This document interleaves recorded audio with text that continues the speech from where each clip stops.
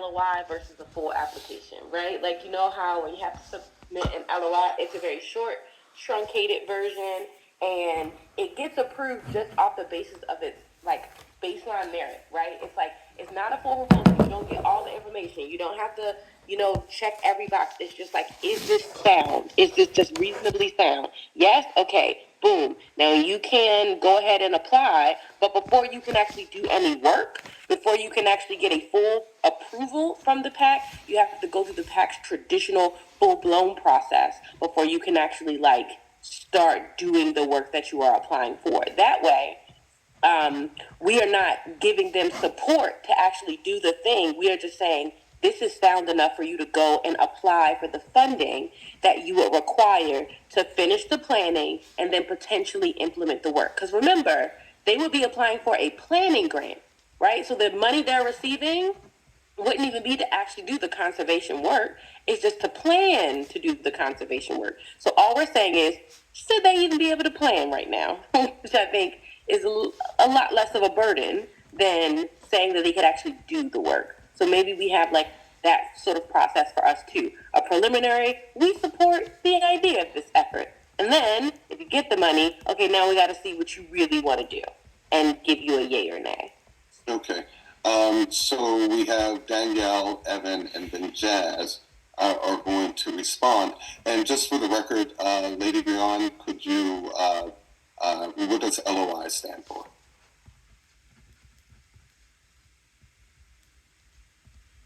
Letter of information. Letter of interest. Letter of interest. Or intent. Interest. Yeah, sorry. I was trying so hard to unmute myself, y'all. Sorry. Yeah. You should put your hand up. You know how to put your hand up. All righty, Danielle, then Evan, then Jazz. I think Evan's hand was first. I'll take. Thank you, Danielle. So I think it goes back to, if someone's trying to do some work on your property, you need to know prior to them going and getting money to do the work, right? So let's say they don't come talk to us. They submit, they get the money in the planning, and then they present to us. We're saying no. That's like backwards. Now we're telling them they went to go after this grant. They got the money, and then we're saying no. I think the letter of intent gives us a preliminary review. What Lady Brian is saying, to say this is something like we just did last month. So this seems like an interesting project, conservation. And I don't think it's just for this grant. I think it's for all grants. And we just need to, going back to, I think one of my, I don't know if it's one of my questions, but now I am making it a point. Like, we should be listing all these resources on the site, deadlines if possible. So I don't know if this is Molly with PR, but like, all this information needs to be updated regularly. And then articulate that folks will have to come see us, right? That's just, once again, going to processes. And we know whether it's the grant is in January, they have to come to us in December, a month in advance of that. And we're signing off, getting that letter to them. And once again, letter of intent. We support it, preliminarily. And then they will have to, just say in the letter, you still have to come back to us after, if awarded, just come back to us. So I hate to do this, Sam. I just think we should have this preliminary review of this project, because I would hate for someone to get money and then we're coming back saying no. We're going through a cycle, of trying to get things up. And I just don't think that's fair to the group who's probably on the timeline as well to get something done. And we want something done in our communities. And we can get feedback possibly on that preliminary review of the project. And I think that goes to one of Bryony's questions of who's the specialist. So I don't know if that's a committee or not. That's a whole nother conversation, but I just want to make sure that we are looking at things preliminary. I don't think it's much work. I think what we did last month didn't take much time when Kirk presented to us.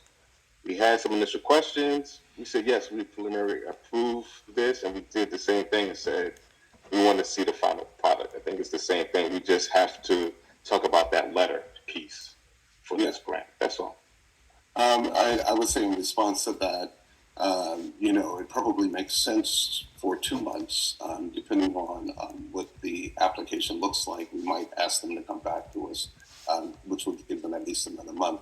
But in addition to that, one of the things that we're going to have to talk about as a commission is figure out what information would we want in that preliminary assessment, so that people don't come to us and they have a great presentation, but it doesn't have any information that we need in order to evaluate the project.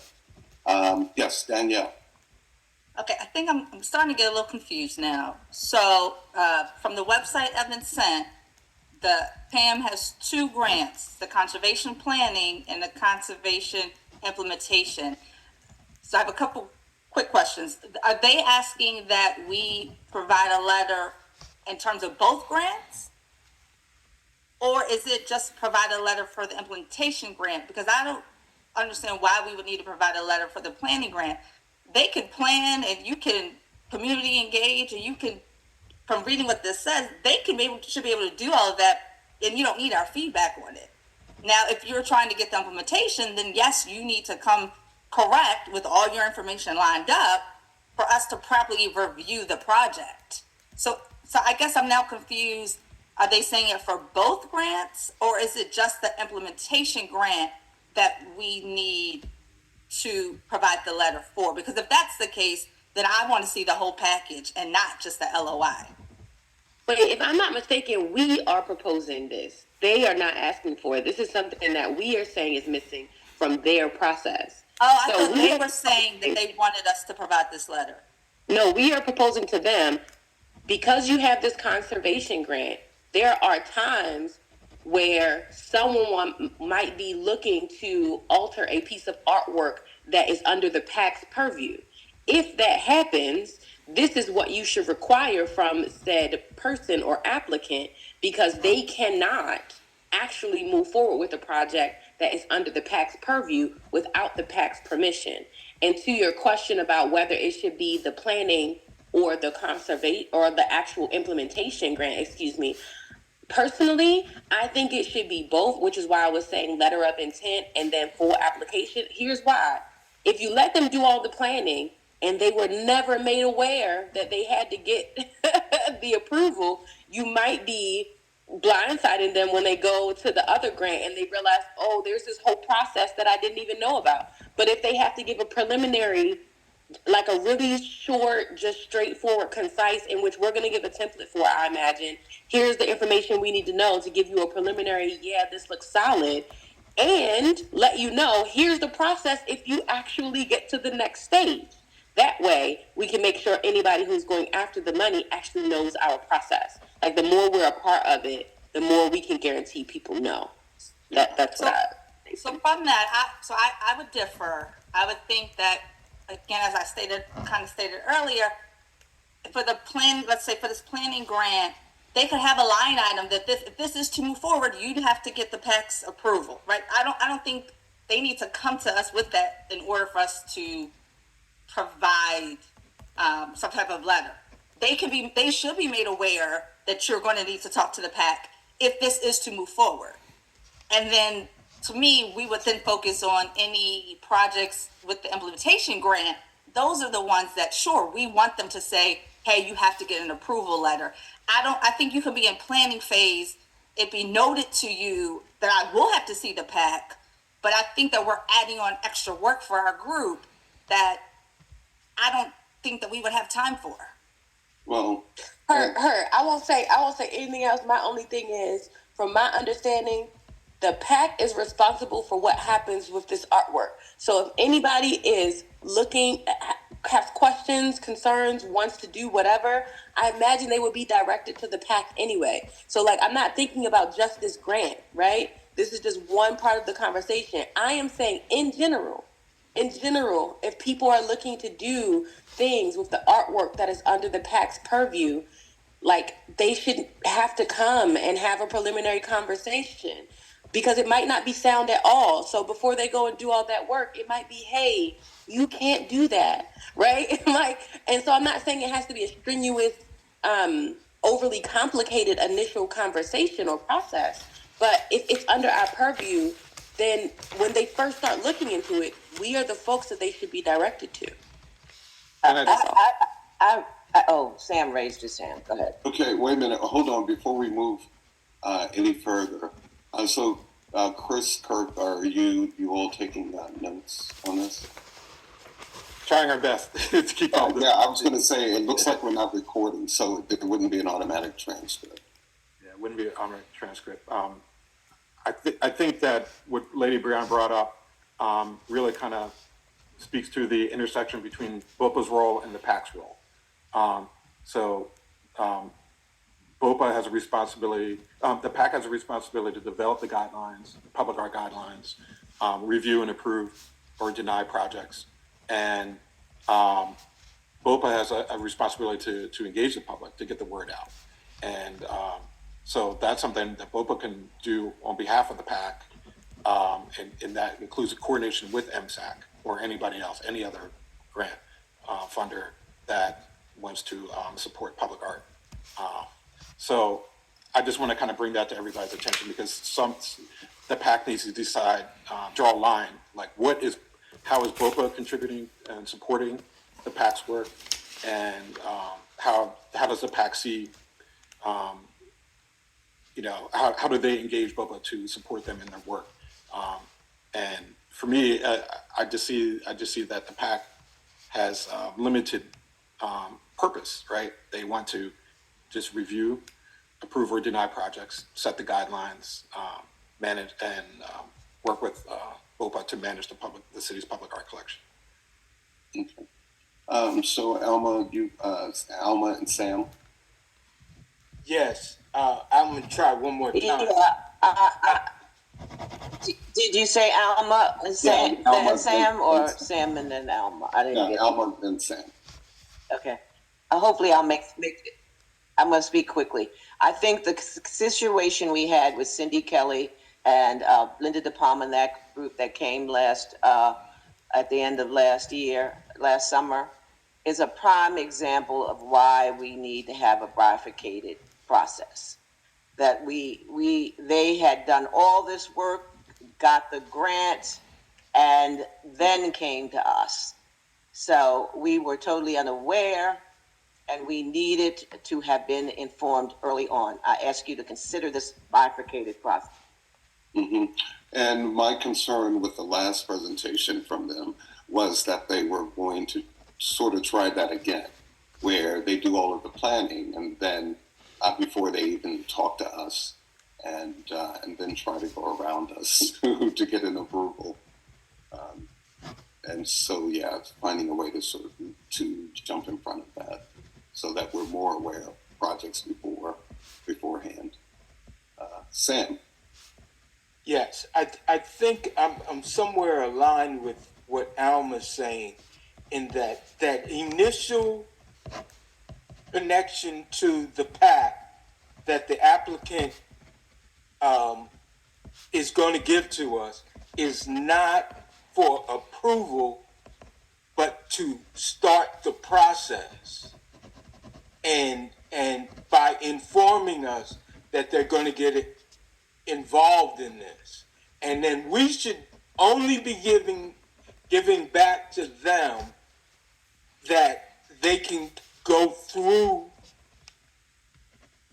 these set stages in order to give us the information that we need to make an approval.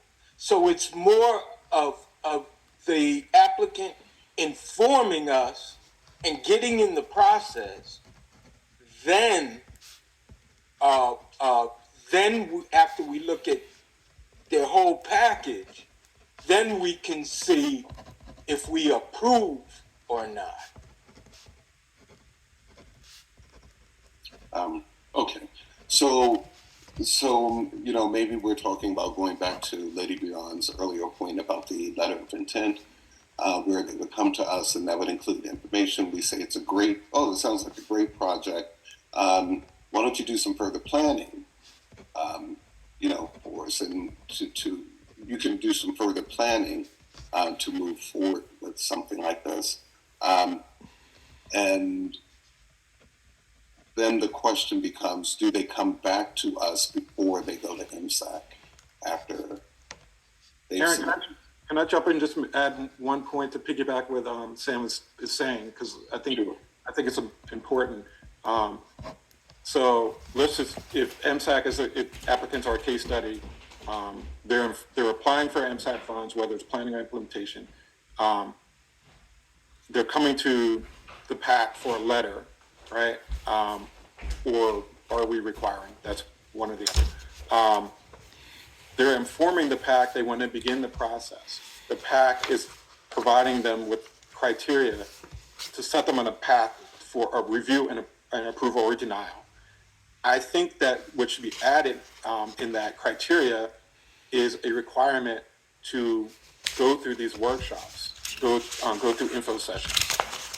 Maybe they're joint with MSAC and BOPA.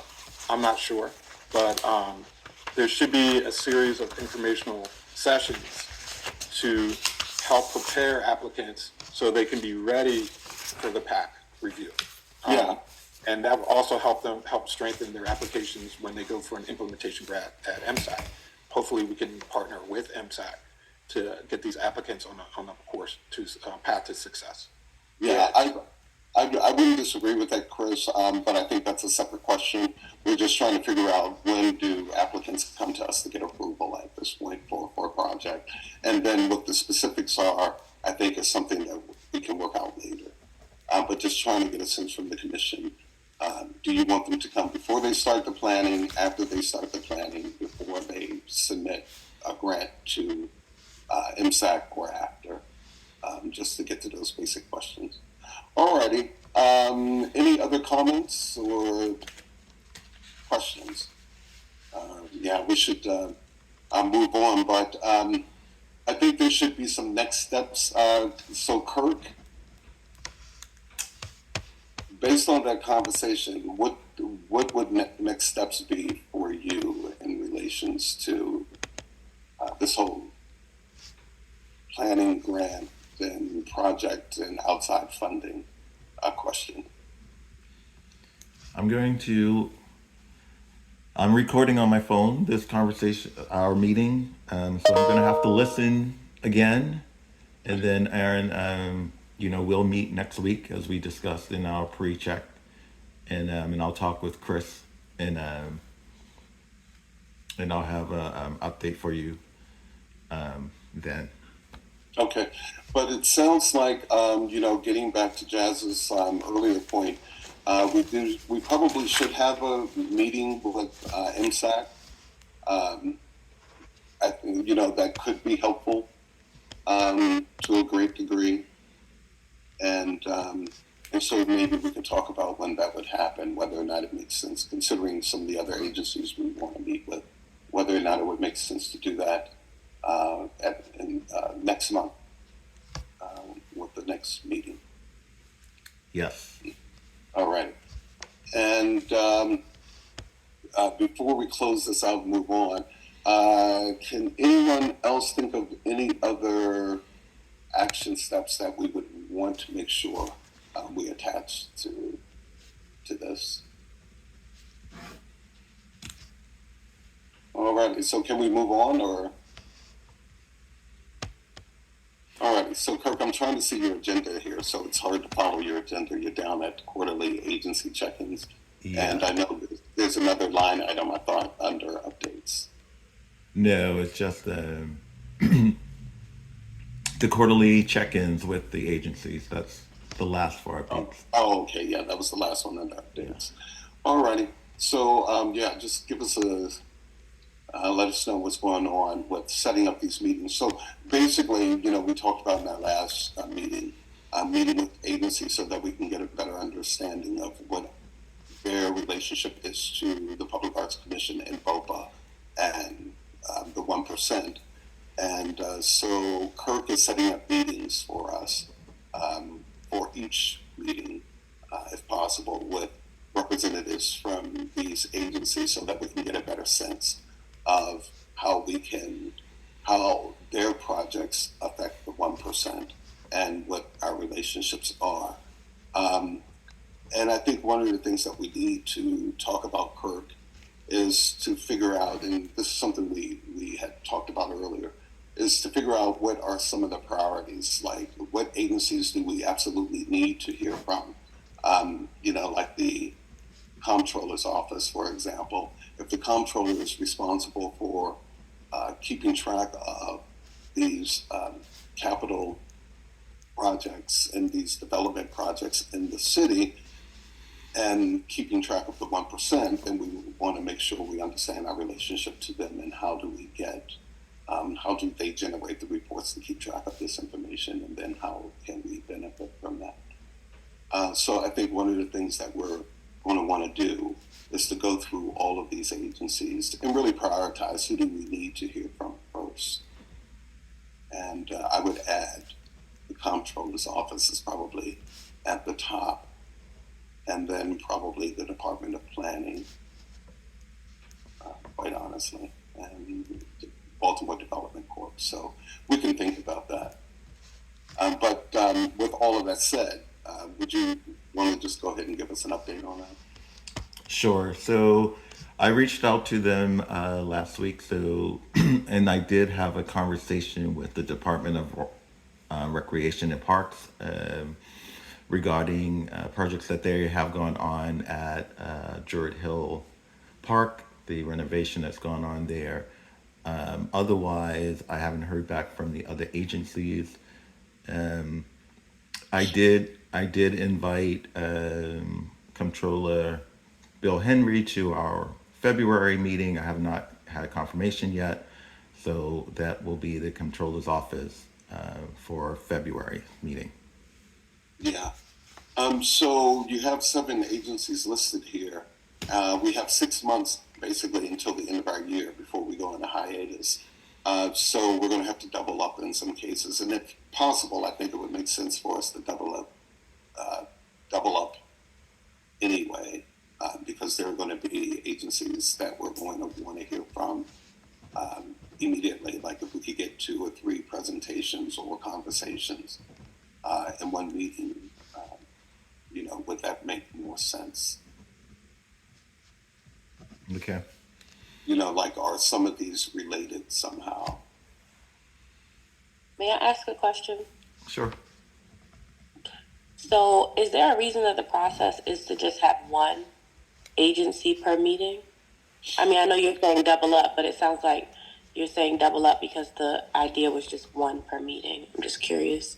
Well, yeah, because I think that we're going to want to, especially when you're talking about the comptroller's office, we're going to sort of want to be able to ask in-depth questions in some cases of how this works, but also keeping in mind that this won't be the only thing that we talk about on the agenda. So if you have 7 people that could possibly take up, or 3 or 4 people come in that could take up the entire meeting, quite honestly.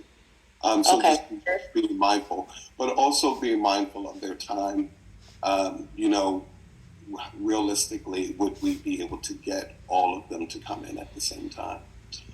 Okay. I was just asking because, like, I'm thinking about the Arts and Entertainment District meetings, and I know when we were having conversations about the tax credits that we were really trying to understand how they work in Baltimore. What we decided to do was bring all the people who represent agencies or offices that informed the tax credit process, and we brought them all to a meeting, and we just gave them enough time where it was like, you probably don't have anything on your calendar this far out, and we got them to come to the meeting. I mean, it was virtual, but we got them to come to the meeting, and there was only 2 things on that agenda purposely so that we could, have the in-depth conversation that was Recording in required. progress. That was required, and so, I was just offering that might be helpful. I'm not sure if there's a requirement for there to be a whole bunch of things on the agenda, but that might be a little more efficient